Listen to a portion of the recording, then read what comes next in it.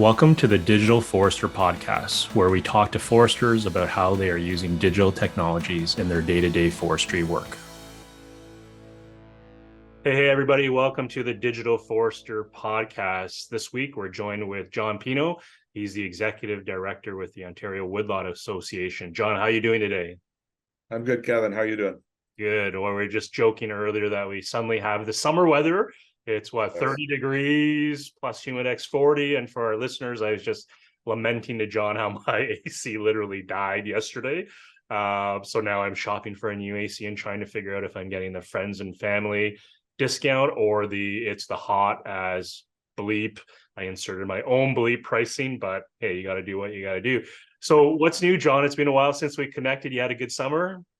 Yeah, great summer. Thanks, Kevin. It went too quickly as they all do, but up here it's funny. This is I think just about the hottest it's been in July and August, and now we're in September, and we were kind of wet and cold, or wet and colder than usual. So it's kind of a nice thing. I was outside a lot and playing some golf this week, and I had a tour with Lakehead University Faculty of Natural Resources Management students yesterday out in the woods here, and had a lot of fun. So where are the woods and where is here for our listeners? Well, I'm based up here in Mattawa near North Bay, and it's right where the Mattawa and Ottawa rivers meet. So kind of getting towards the top end of the Ottawa Valley, and it's in the Nipissing Forest, and that's managed by Nipissing Forest Resource Management. And yeah, it's just always lots of groups coming, especially students, to see what we do here. It's best forest management practices and the application of sound science and all the silvicultural decisions. It's a great place to mentor and show students, sort of the application of those best practices. Absolutely.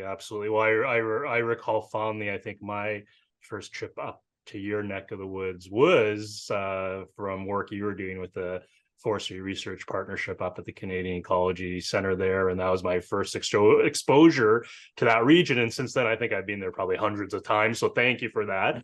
And so this is going to be a fun conversation because for our listeners, John, you've worked with FP Innovations, you worked with Canadian Institute of Forestry.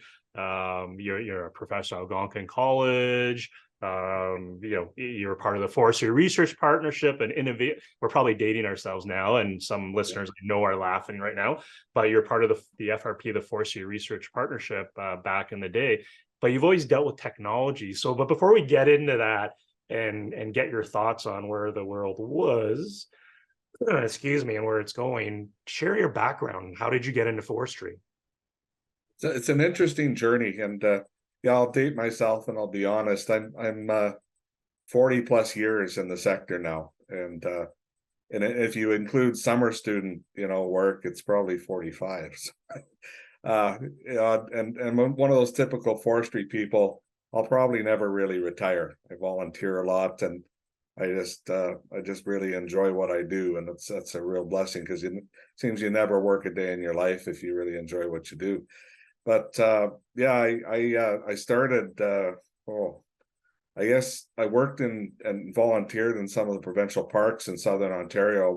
My older brothers were both keen biologists and naturalists, and I of course wanted to be just like my big brothers and followed in their footsteps, and ended up getting a biology degree from Trent University, and actually worked a lot for the Ministry of Natural Resources with summer contracts and then permanent 14 years, I think it was, from about 79 to 94, something like that, or 1980 to 94. But park naturalist, and kind of really got into the wildlife and nature and plant identification, trees.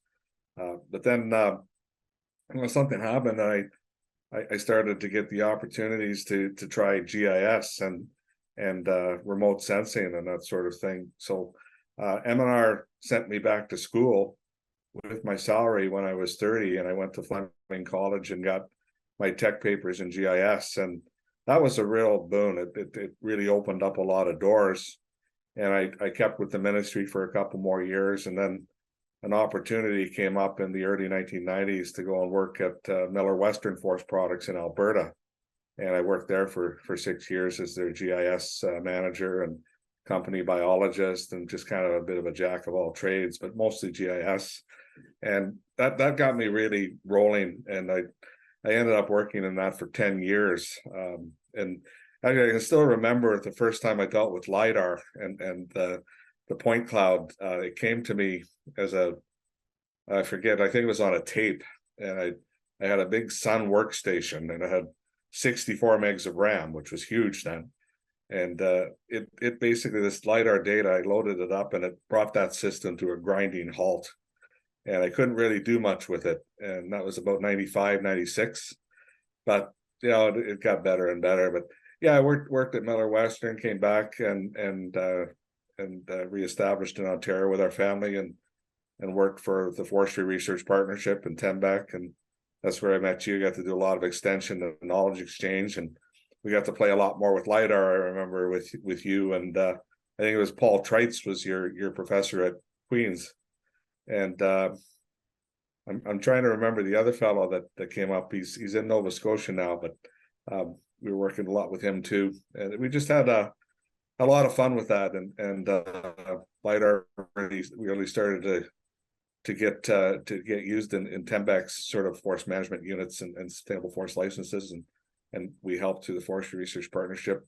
It was just I don't want to sound like it was a lot of toys we were playing with and having too much fun, but we were, And the thing is, those toys and that technology had huge positive implications and applications for forest management, and that was very exciting. And now it's pervasive. The change in those 20 years since we first started really getting serious about LiDAR and doing the good things with remote sensing. It's just unbelievable, the change. And I know folks at Lim Geomatics have done amazing work too, and it's just all kind of great to see that transition and evolution during my career, and to be a part of it was just a great honor and a lot of fun. Yeah, for sure. So thinking of your MNR, Ministry of Natural Resources in Ontario, the province of Ontario. So thinking of that experience, and then the one you had at Miller Western on I joke sometimes, the dark side, the private sector side, which I'm part of. During that time, aside from LiDAR, which I definitely want to pick your brain a bit more about extension work and the toys, and I believe there is merit, especially in the forestry space. But thinking from a technology point of view, if you were to kind of take LiDAR aside, and then I was chuckling when you're like back in '79, I was doing this. I think I was 4 years old based on that math, and I thought we were closer in age than that. But okay, so we're still maybe a slightly deviation from that bracket, but same grouping there. But from a technology point of view, keeping LiDAR aside, was there a moment in time that was prior to this LiDAR transformation, another set of technology that really, from your seat, you're thinking back, you would say, wow, that was another game changer for us as foresters? Yeah, and that's a really good question. And I would just say the use of geographic information systems and remotely sensed images, and that in a modern way, and what we take for granted now. I was in on the ground floor of that, and it was interesting. When I was with MNR, there was no GIS except I think a pilot kind of project out of our Timmins district office, and I was a little bit party to that right around the time that like I say, the MNR sent me back to Fleming College to get my GIS papers. But GIS was really new and different and exciting. And of course, I forgot to turn off my phone. I'm sorry. It was exciting, new, different, but scary to some. And you hear things like, well, we're not going to have jobs anymore. There's not going to be a need for anyone in the bush. And to this day, I still hear that from every time a new technology comes out, and I kind of call BS. It's just not true. We're always going to need boots on the ground and people that know what's going on in the forest and that sort of thing. They'll just be using different tools, and technology when they go. But yeah, I think back to I guess it was, kind of I guess the late 1980s, 90s, early 90s, and GIS was the scary thing to a lot of people, or just not really well understood. And you got the other kind of group that thought, well, it's just basically automating or creating digital maps, which was far from the truth. I mean, that's the output, the product of GIS analysis and that sort of thing. But the thematic maps, the overlays, all the analysis you could do was tremendously powerful, and that wasn't really apparent to a lot of folks in forestry. So watching the whole thing kind of happen, and seeing what was done in some companies or even government offices and what was done in others was really interesting to me. My kind of philosophy and approach, and I had tremendously good support with it at Miller Western, was to integrate it into everybody's daily work. And you wouldn't have a GIS department per se that would just produce a bunch of maps for you. You would basically be using it as a tool day to day. You'd input your data. You'd kind of do the basic analysis. You'd pump out your own maps, and that was a model that I thought was the best. I thought it was doing really good things for people that adds to their skill sets. They put it on their resume. I can use GIS as a high-end user, a super user. And I think I was doing everyone a favor with that approach, that philosophy. Other companies I saw, they'd have 5, 10, 15 people in GIS departments that would do it all. It'd be like a big black box office, and I just didn't think that was the way to do it. So Yeah. Long and short of it is, we implemented a really powerful integrated GIS that had tremendous end user options and capabilities. And by the time I left, people were using it regularly on a daily basis. Well, before I left, in fact, and they could generate maps easily. They could input their data, to make the maps easily. They could look at things. They could query themselves. They didn't have to go to some cranky IT person like me and say, "Hey, how do I do this? What's this? What's that?" My job was to set it up so that they could do it themselves, and all the data was accessible to them and make things happen. Yeah. And that was a huge, powerful it was a paradigm shift, and that's an overused term, but it was. It really was a game changer for everyone, and it set the stage for, I think, much better forest management planning, operations, and silvicultural tracking and monitoring, that sort of thing. For sure. And it was exciting, and I'm very proud of that legacy. And I know Miller Western to this day, I think, has a very powerful GIS system, although I've been gone 20 plus years from there. Yeah, So. absolutely. No, it's interesting for you to share your thoughts around that space, because we've heard it time and time again. Whenever, as you said, whenever there's a new technology, it's mass panic. Even with artificial intelligence now, right? It's the same. Oh, we're going to be out of jobs. Everyone's going to be, like unemployed, and often we end up maybe seeing gains in efficiency in certain areas, and others that just require a human eye. No matter what you do. But to that point, thinking of that experience, one of the things I always found cool with you is it's often, not often, always a half glass full type of view from John Pineau, always positive, optimistic about what the future can be. So thinking from that private sector side and then moving back to Ontario with the Forestry Research Partnership, maybe tell us more about what that was about, because there's a lot of cool projects that FRP funded, and I mean cool, like to your point, toys, but maybe introduce us to what FRP and Tembec and others are trying to do, and maybe pick one or two like super cool projects that you still think fondly about now.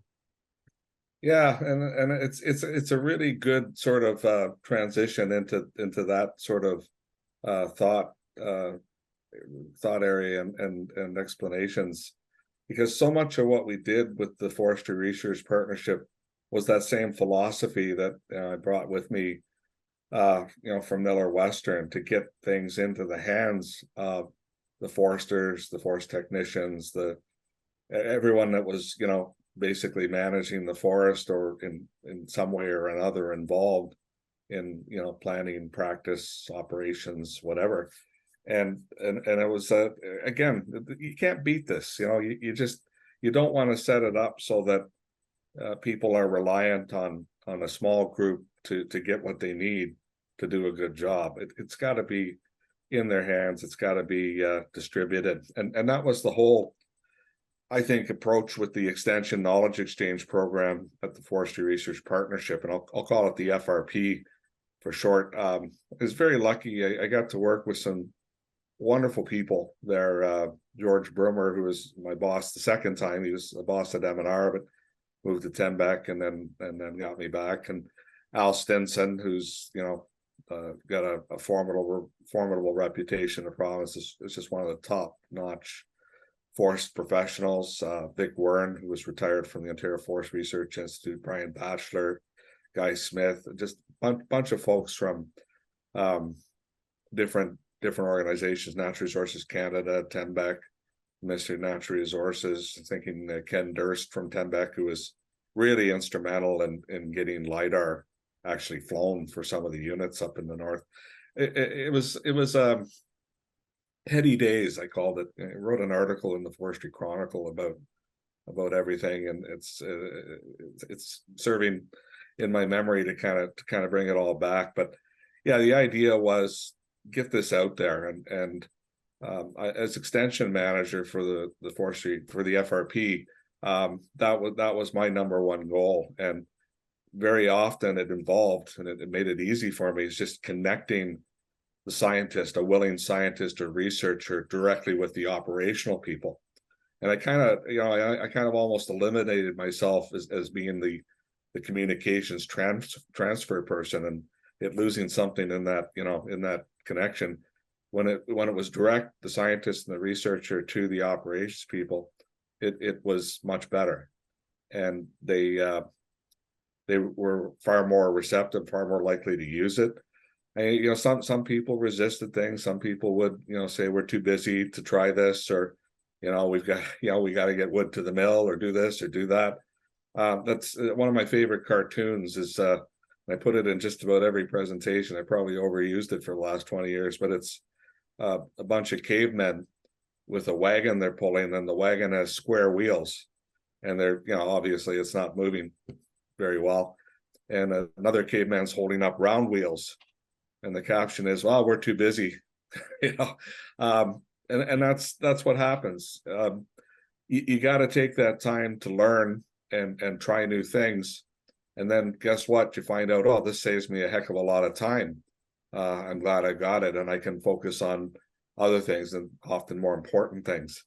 And I'm not saying all people were like that, but it tended to be a bit of a mindset, and I can understand that, having worked in in a company, or worked in a let's just say a high stress environment where every piece of wood going to the mill matters, and managing the forest in the best possible way for public license matters, and all those things. You don't have a lot of breathing room, and someone like me come along and say, "Oh, you got to listen to what the scientist has to say," or come to this workshop, take a look at this video we made about this new opportunity to try technology, or try a little different approach.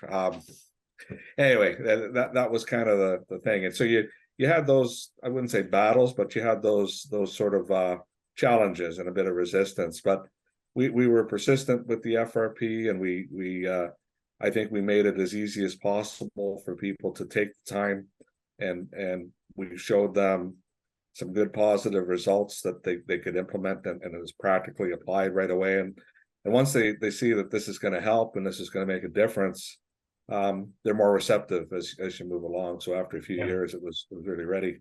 So two projects I was thinking that really stand out to me. One was the growth and yield project to develop good growth and yield curves, which are essential to predicting wood supply and volume, and what the stand is going to produce over time. And in Ontario, we had at that time, before the FRP, what are called the Plonsky curves. And great, you know, they worked, but they were limited. You know, some of them were made, the growth and yield curves were made on very small data sets, and really the, you know, the possibility they're going to be really accurate wasn't as strong as it could be by a long shot. And some would say I'm being kind here. Plonsky did a great job with what he had, and they were used and good for years. Well, we developed new yield curves through the Forestry Research Partnership, and Margaret Penner was big time involved in that, biometrician, Murray Woods, a whole bunch of other folks. And we got all kinds of data. We somehow managed to bring all the data together, and we even got data from Quebec and similar, you know, forest type stands, conditions, and that sort of thing. And we were able to develop, Margaret and the team were able to develop really good, comprehensive growth and yield curves for all kinds of different forest types, based on much larger data sets, significantly larger data sets. And they're also able to look at different intensities of silviculture management, what that would mean. So if you look at Wayne Bell's work, which is very prominent in the FRP as well, you could have the NEBI sort of suite of different silvicultural treatments, and a different curve of how the forest would grow over time based on those treatments. So natural, extensive, basic, intense, and elite silvicultural treatments. And it was just fantastic. Those curves were amazing. I think they're in use now quite pervasively, and they made a huge difference. You know, we can predict much more accurately, and our wood supply modeling is much better because of that work. Another project that really stands out to me, and this was Dean Thompson with Natural Resources Canada, and he came up with what it was called AgNav. So it was basically for aerial spray and the application of herbicide, and it would turn booms on, booms off for the application of herbicide, and it was all based on GPS integration with the system, and it worked really well. And I think it's still in use today. I was actually out. I saw some aerial spray being conducted this week, and the Lakehead students I was out with saw it yesterday too, with the helicopter booms and all that. But it allowed for very accurate release of the herbicide. So it wasn't going in areas where you didn't want it to go, say water or, you know, this or that kind of area. It was very strictly controlled within the boundary of the area you wanted sprayed. So a lot more control. And I thought that was a really neat project. Those are just two. I mean, certainly the LiDAR and the whole inventory side of things was, you know, something that, well, we talk about that anyway, but that was another one. But those two really stood out to me: the yield curves, the growth and yield curves, and the AgNav program for herbicide application. Yeah, so thanks for sharing that, John. And I'm curious to poke at a couple of thoughts, and specifically, you know, we're talking about the FRP. They're maybe taking on riskier projects, or maybe testing ideas, hypotheses that maybe private sector or even government were allergic or maybe not interested in. But therein lies my question. I'm curious to know your thoughts and your experiences in this space, having done private sector, you know, government, and even nonprofit now. Is it a lack of investment in foresters and people that there doesn't seem to be this innovation engine built into these organizations intrinsically, or is it a dependency on these multiple stakeholders, on external research organizations to do that work? Is it, to your point, it's just not a priority for the forestry company? Because at the end of the day, it's like, when we think about forestry, it's like, yes, there's a lot of great companies that have moved forward and they're thinking and have embraced new technologies, and that's across the globe. But at the same time, when we try and even today, you know, push a little bit of basic GIS into some companies who, believe it or not, are not using full-on GIS, we seem to have this uphill battle. And that's something that's really, I've been stuck with trying to figure out. I often joke, is it because this forester already has 7 hats to wear or 7 jobs, and we're basically saying, hey, here's an 8th and 9th, and you're not going to get paid for it, by the way?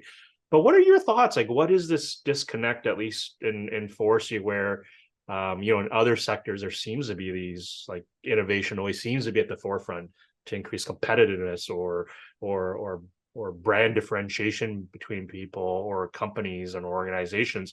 What do you think it is in your experience, and share some thoughts? What do you think? Yeah, that's a tough question, because I don't want to come across as negative, and I think that there are some negative elements to this. First and foremost, I think it really comes down to leadership. If a particular company or an organization or association has good leadership, then they're going to embrace opportunities to modernize, to get more efficient, to improve how things are done.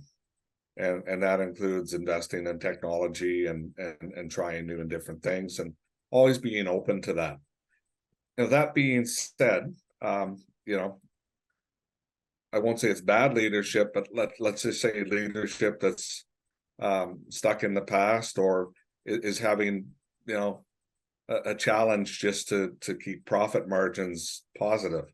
That can really impact and set the tone and the outlook of a leader. Even a good one can become mired in that sort of situation that just prevents them from, we just don't have time. And I can make light of it with my cartoon and that, but it is a real problem in some cases. And it's, yeah, I working for FP Innovations, it was the same thing again. It seems all my jobs after Miller Western were involved in trying to shed some light on opportunities and get folks to try different things. And at FP Innovations, I led a team of industry advisors here in Ontario who worked in forestry, wood products, higher end, or let's say more bio product sort of things, like engineered wood or lignins and sugars from wood and all that sort of stuff. They often said to me, "You're pounding on the door begging to be let in." And when you finally let in, it's like you meet with a lot of what they would call excess scrutiny, or questions that are all based around return on investment, immediate return on investment. And I can understand that, and I can remember that from the Forestry Research Partnership as well, and in FP Innovations. Everyone wants to know, especially if you're in industry, what the return on investment is. How does this basically help my bottom line? And too often it was in the immediate term, and we'd have to sell something that was longer term. So that makes it tough. I find that forestry, the markets can really play a role in how willing folks are to try something new. Again, back to the profit margins. If lumber's in the tank and pulp is in the tank and everything's kind of just not making money, they're gonna, good luck. You're just not gonna be able to sell anything new or different, or try and get any sort of investment. It'll be really, really tough to do that. Other times when lumber's doing great and everything's selling and the profit margins are good, yeah, they'll entertain and try to bring something new and different in and welcome you more. But they're still keeping an eye on that bottom line, and they're probably paying off a lot of debt and trying to break even, over the course of several fiscal years. Well, I was going to say that I think the window's narrow, because even we think of COVID times, right? Like things were booming on lumber, right? And then, a lot of companies had record-breaking years, and that value is distributed to shareholders. Yeah, I didn't necessarily see it, like they're still on their fiscal years, right? So one might think, when times are bad, it's like in the current fiscal year, all right, everybody, we need to tighten up, sharpen the knives, tighten things up. But then when things are booming, the opposite doesn't happen, where it's like, all right, folks, it's like we're having a great year. It's like, let's open things up and maybe chase things. It almost seems like it's always swinging when times are tough, let's sharpen, but when times are good, maybe there's something that comes, but that's business. Yeah. So, and I hope I'm not oversimplifying this. The business side of the equation is a tough tough part of the business. It's the, you know, and you know, I don't have to live that. Well, I live it as a, you know, as an executive director of a nonprofit at a small scale, and that's another story altogether. You know, cash flow and making payroll can be challenging sometimes, and you're always trying to, you know, make things stable, and sometimes it can really impact your decision making or what you're going to allow. You know, somebody desperately needs a new computer on staff, and sorry, we just don't have the money. You're going to have to make do for another 5-6 months. I can just a story I got to tell. This is a funny anecdote, but the CEO at the time of FP Innovations, Pierre Lapointe, really nice fellow. He's retired now, but I can remember him telling me a story about a board meeting. So this was all the, you know, the captains of industry across Canada. You know, we're sitting around the table, and there's government people too. But this was at a time when they were talking about, you know, trying unmanned aerial vehicles, drones in forestry. And he brought that up as something that FP Innovations was going to study and give a try and see what goes on with drones. And he said he was almost laughed out of the room. And I kind of, oh wow. So he said after the board meeting though, he got 3 or 4 personal calls from people on the board that said, you know, if you want to try those drones, we'll work with you and let them be tried in our operations. And then you know, some of the folks at FP, Denny Cormier is now vice president there, and Udaya, I forget her last name, but they did a lot of studying on drones and their use. And again, it was all about return on investment, but there were definitely benefits and ways you could use drones. And as the technology has evolved and improved, it's pretty amazing. You know, you're going to get to the point. I tell the tech students at Algonquin College that I teach, you're all going to have, you know, by the time your careers are well established, I think you'll all have drones in the back of your trucks, and you'll be using them all over the place for this and that and everything. And well, OWA through some funding we got for the inventory project invested in 2 high-end drones, and we're using them all over the place. So it's just becoming pervasive in forestry. So that was just a funny story. That I think that would be about 15, 18 years ago. Yeah, that happened with Pierre. Maybe 12 or 14. I can't remember, but it just shows you how quickly things change sometimes. Absolutely. And the interesting thing is, you know, the focus is always, as you said, on ROI, but even recently, you know, that human factor dimension, I've started hearing more and more where leaders are saying, you know what, if we don't have these technologies, we will not be able to recruit, we will not be able to retain our people. And I've definitely felt that in the current, and it's interesting, or I find fascinating, because from a pure ROI point of view, the conversation has shifted almost where the ROI is important, but now it's these soft values that some leaders are recognizing. It's like, you know, if we don't do this, like we're in trouble, and forget the ROI. And then sometimes, I know, you know, it's like the amount of time you spend on the business case or ROI, you probably would have been done the project, the small scale project anyways. But organizations have their own momentum. Some are cruise ships and some are little speedboats, and none's necessarily better than the other. But so you brought in the FP Innovations, did some work there, and this is not intentional. I'm not trying to walk you through your career journey intentionally, just more the conversation where it's going.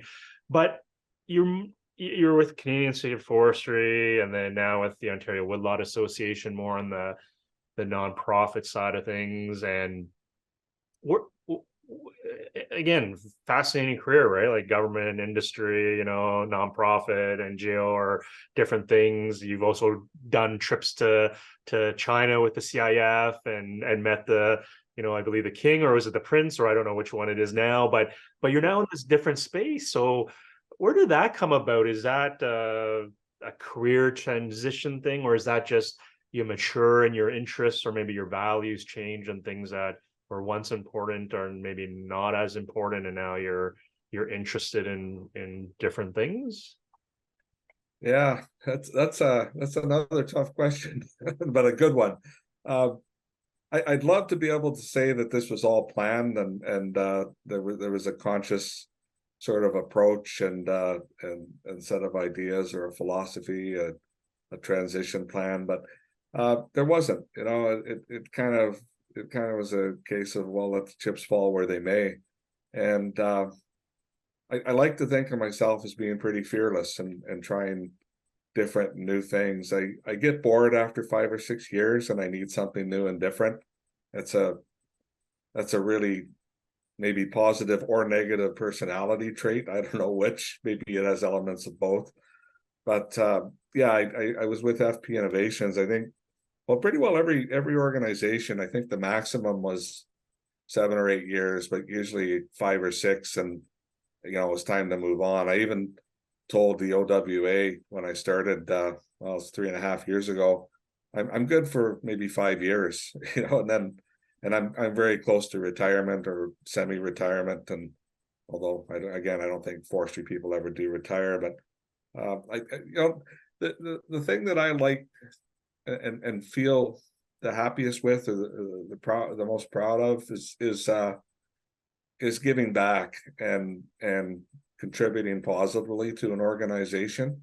I'll be honest, I won't give you the amounts, but when I left FP Innovations, and it was time, it was almost 6 years, and I needed to change, and the OWA opportunity came up and I won the interview.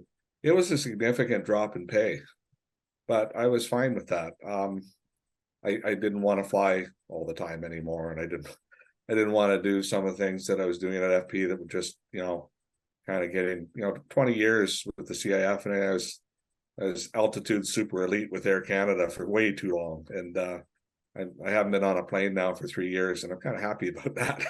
But yeah, that's getting a little personal. But the OWA, it just seemed like a great organization with so much potential to grow and to do new and different things. And that's how I sold myself to them, and they definitely bought it, and I think they're pretty happy. The board really seems to like what I'm doing and how I'm approaching things, and we've grown. Our budget's quadrupled and our staffing is quadrupled, and we're doing all kinds of neat things like the private land forest inventory, desperately needed all across Ontario, and trying these community forest owners cooperatives where we can create economies of scale so that they can get much needed thinning done in their plantations and good silvicultural treatments.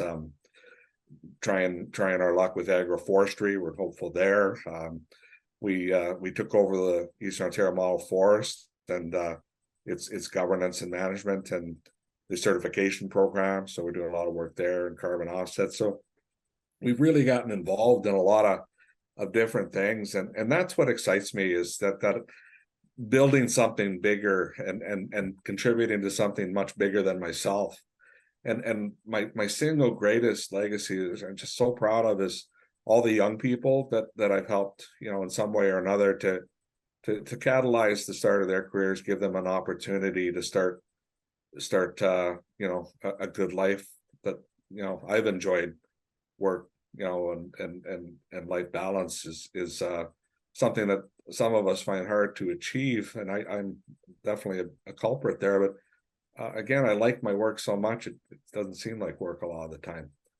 Stamina, when I'm in my 60s now, and stamina is becoming an issue, and I can't run as hard and as fast as I used to, but I still really enjoy it. But that's really what it's all about. And I'm a volunteer with the Canadian Institute of Forestry, where I was executive director for, I think, 7 or 8 years. Volunteer with the Canadian Ecology Centre, which you mentioned earlier, and I'm still on their board. I volunteer with the Friends of the Pineau Research Forest. So I just love that place. I could pitch a tent and live there year round. If my back would let that happen, I guess I'd need to have a really good mattress. But anyway, all those organizations that it's kind of joking. All my friends are forestry too. At this point, you're not in touch with too many of your really old friends from high school, that sort of thing. But saying all my friends are forestry, and there's never a shortage of things to talk about. Not just forestry either. They're all salt of the earth types, and that's a real blessing. But Yeah, just very proud of the young staff we have at OWA and all the opportunities they're they're getting, and teaching at Algonquin College has been just a wonderful experience, although I'm slowing down there too. But just sharing what I've learned over the years, and Yeah. still something to offer, Yeah. So as we look forward, right? Because you're teaching, you're staying current, you obviously know the business of forestry inside and out, having lived it for multiple decades and worn different hats and seen lots of things, and your back issues are probably courtesy of too much couch surfing. I remember seeing you be traveling and always conscious of spend, and like, hey, it's like I'm in this town, it's like I need a place to crash, and I'm like, so that's probably why I'm going to say that's probably why your back is what it is today. But stamina, golf, you just get a cart at that point, and Yeah. they'll pan out the 18. But if we look forward, and based on your experiences and things you're hearing in the mainstream news around technology, and granted that I think we align in that thinking of there's always going to be new tools that come about. Some good, some maybe don't live up to their potential, but it's just another tool that each need to figure out what it means for their business. But are there certain technologies that, as you're listening, watching, absorbing, even into building your curriculum at Algonquin College to teach foresters, the up and comers, what are some of those technologies that you're kind of keeping your ear to the ground on? And although maybe you're not able to fully play with it as a toy, as in the FRP days, and maybe you can through the college, but are there certain things that you're kind of like, this is reminding me of those pivotal moments that I've seen in technology, ones that I've worked with? Are there any? And if so, what would they be?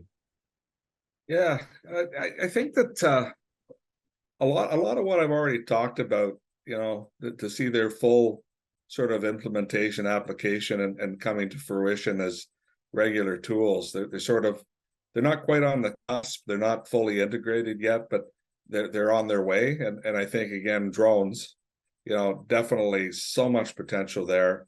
And if I were I'm not teaching the remote sensing course this year, and I step back from it, and someone else is going to teach it, but I think I would really integrate everyone trying a drone, like getting to use it, and see what it can produce in terms of remote, low altitude remote sensing imagery, and how you could use it in forest management planning, and monitoring, all those sorts of things. I think that's really critical, and I don't think you're going to get as much resistance to that as some of these other technologies I've talked to, because everyone is really fully cognizant, and I think understands their potential use and opportunities in forestry. And the drones that we have at OWA, they can actually do photogrammetry, and you can get really nice 3D. It's kind of poor man's LiDAR, but it gives you really good 3D and excellent remotely sensed images of a woodlot or that sort of thing. So I think that's a big thing that's coming, and is well on its way to being established, but it's got to be, it will become more pervasive. I'm really impressed with the use and integration of GIS into our everyday sort of technologies, like phones and things. Like, I've got Avenza, which is an app that I think is pervasively used in forestry now, or is starting to be. And you can basically get a georeferenced PDF or TIFF, and it integrates to the GPS on your phone, and you can see where you are in any given forest stand if you got that georeferenced map on a PDF, that sort of thing.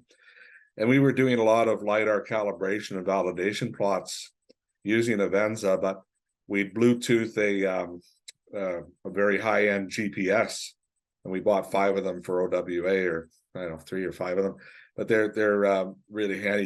You can Bluetooth them to your phone and your submeter, so your plot centers are really accurate, and you're collecting that calibration and validation data for the LiDAR, and it's really really working well. So that sort of technology, I don't think I even pulled out the old GPS units at Algonquin College this year. We just used, I said, hey, everyone load up Avenza, and 9 students out of 10 had never heard of it, and now they think it's the best thing since buttered bread. So opportunities like that. And I see old timers Well, they're younger than me, actually. I shouldn't say that.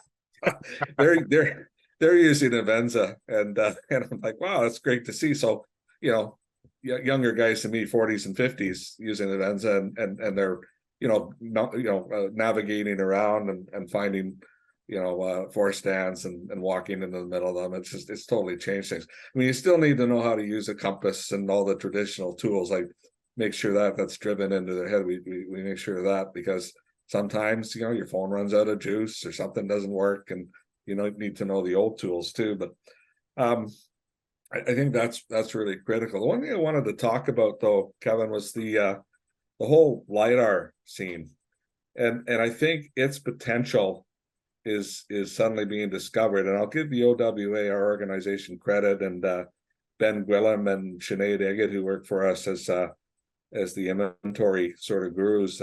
Ben more on the the modeling and analysis side with the LiDAR, and Sinead on the field data collection as our operations coordinator. But what we've been able to do is we've garnered all this LiDAR from, say, conservation authorities, municipalities, that sort of thing, and they weren't using it at all to its full potential. So a lot of them are using it for floodplain mapping or terrain modeling, and the vegetation point cloud was just kind of tossed aside and not used. And we said, no, give that to us, and we'll use it along with high resolution, say, satellite imagery, and we'll make you a good forest inventory that you can use. And they loved it. We did a pilot project in the United Counties of Prescott and Russell, and then down in South Nation Conservation Authority, South Nation Conservation, and we're moving steadily west and a whole bunch more. The idea is we're going to do the whole province, private land forestry, privately owned forests for the whole province. And Environment Climate Change Canada and other partners have funded us to be able to do this. And that's exciting. I think, to me, the use of this LiDAR data to its full potential, or a much greater potential, is something that's really starting to happen, especially for folks that that own their own woodlots, or municipalities. And we don't count municipal land or municipal forests as crown land. It's really privately owned, and the conservation authorities and their catchment areas and that sort of thing. So a lot of excitement there, and a realization that they can have these really well produced, accurate, up-to-date, state-of-the-art forest inventories with as a sort of a byproduct or a residual of where they've invested in LiDAR. And that's really exciting to us. And it opens a whole world to our members and other woodlot owners to have good inventories, to get into the Managed Forest Tax Incentive Program, MIFTIP. It gives the forest service providers that work with private forest owners and our woodlot owner members more data, more information to help them do the planning and management on behalf of the woodlot owners. So everyone's benefiting, and it's more a case of better use or more complete use of something that's there, and it's coming into its full opportunity spectrum there. For sure. Well, it's fascinating for you to describe that, because a lot of that early work was done in the early 2000s, and we're 2023. So even though we're talking about it coming to full potential, it's been 20 years, and I don't want to say we're only reaping the benefits, but maybe there's still more full benefits to be realized in many more years to come. And I agree I like your analogy of talking about GIS and different tools as just another toolkit, because I often joke where we don't spend much time talking about Word or Excel or PowerPoint or any of those types of tools, right? And maybe someday GIS will, for forester, just become like a word. It comes for the ride. It's like you learn it in school. You got different apps, drone. Yeah, just open up your drone mapping software. No one even bats an eye or thinks twice about that. So time will tell what the future will hold. So excuse me, thinking of as we're looking to wind down, obviously a really cool career and it's not over yet. I know you. It's like I laugh and you're like, I'm not going to retire. I'm like, of course you're not. It's like that's not going to happen. But are there any pro tips you would give some of the up and coming digital foresters to help them maybe reap the full benefits of their forestry careers, whether they're operational managers or whatnot? What would you tell a younger John, I guess that 1979 John at the early start of getting GIS and building collaborations and teams, and what advice would you give that John? Yeah, I would say, to him, be open to anything, and don't be afraid to try anything. Don't be afraid to try new things, different things. Take every opportunity you can to learn, and remember that learning is lifelong. Continuing education, professional development is a total way of life and mindset. And read lots, experience lots, find good mentors. A lot of this I did, and I feel it's I don't know if anyone told me this. I mean, my folks were really good. My brothers were good role models. They just said, yeah, make yourself happy. Get a degree though. That was get a degree in something. It's okay. Yeah, well, I like biology. I'm always out there and in nature and that sort of thing, and it made sense. But yeah, good mentors. Kind of a fearless attitude of trying anything new and different. Don't be afraid to make mistakes, and mess something up. You can always, okay, that's enough of that. I'll try something else, and that's cool too. I think the other thing I'd say is don't be afraid to move around. I spent a good part of my career in the boreal forest and don't regret it, and lived in a lot of small communities. And to me, they're the best. I mean, I've got 3 daughters, all of whom probably don't like small communities and want to live in the big city with amenities and that. But for me, and fortunately my wife, we prefer the quieter, more bucolic life, and I, we've always tried to live in smaller towns or outside of towns. But that's very conducive to happening with the forest sector. You can pick a lot of really great places to work if you don't mind, being way up north or in isolation, and try that. And it doesn't necessarily mean you have to do that. There's lots of opportunity in central and southern Ontario too, where there's plenty of private land forestry going on. There's sustainable forest licenses right down, to kind of the north end, not too far north of Toronto, with the Nipissing Forest, of course, and West Wind and the forest down there, French River, that. But yeah, there's just so much opportunity in private land forestry all over, southern central Ontario, and more in the crown land forestry. But don't be afraid to move around, try it. I remember for a few years, everything I owned was in the back of a little 1/2-ton truck, and I went from contract to contract in the summer and during school years, and then for a few years after, before I got a permanent job. And it's fun. It's an adventure, and I think you're better for it. Sure, for sure. Well, hey, my stuff might be in the back of my car as my AC's broken. I might be sleeping in it with the the electric vehicle running there. But thanks for sharing that. Pearls of wisdom, for sure. And the reason I often ask that question to all the guests is that 99% of the time the answer has nothing to do with technology, which I find fascinating. It comes back to people and their networks and relationships, and just fascinating from that point of view. So as we look to wind down, John, I know obviously I don't have to ask. I know you're open to anyone reaching out. This is part 1 for our listeners of 2. John's joined us on this podcast, and then Ben Gwillim, who is more boots on the ground, maybe more doing or scurrying around doing a lot of these projects. He's going to join us on part 2 and dive into more on the technologies and the boots on the ground type of work that the Ontario Woodlot Association is currently involved with, and that'll come a couple episodes later. But for those folks who want to reach out to you and just either to chat or maybe old friends and say hello, or people looking for someone to help them build networks and collaborations or accelerate, who knows what initiatives. What's the best way for folks to get a hold of you? Yeah, email's good. And my email is just john.pineau, Pineau, at Ontario Woodlot, all one word, .com. John.pineau at OntarioWoodlot.com. And yeah, you can phone me if you want anytime. I'm always on the phone, it seems, but I don't mind. 705-358-4261. There you go, folks. So there's John sharing up his credentials live. So if you want to reach out and talk, then definitely encourage you to reach out to this guy. He's one of the good guys. So John, really appreciate you carving out some time to chat with me. I always love syncing up. I know it's been a while, and yet we still have not made it on to the golf course together. And truthfully, I only decline politely because I suck.